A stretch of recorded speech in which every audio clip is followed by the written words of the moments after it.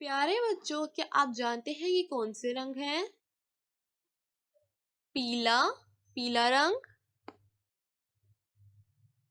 लाल, लाल रंग।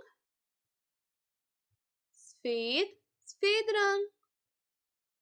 आज हम सीखेंगे जीम की फैमिली। चलें शुरू करते हैं। नीला रंग, काला रंग, काला रंग। जीम, जीम के पेट में एक नुक्ता। चे, चे के पेट में 3 नुक्ते।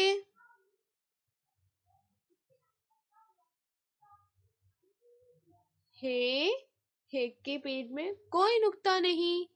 जीम, चे, हे। काला रंग, नीला रंग।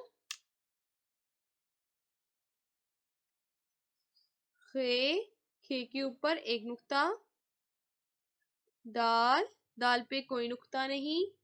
दाल, दाल के ऊपर तोय।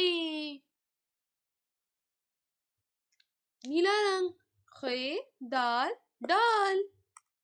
चले जीम, चे, हे। खे, दाल, दाल। ये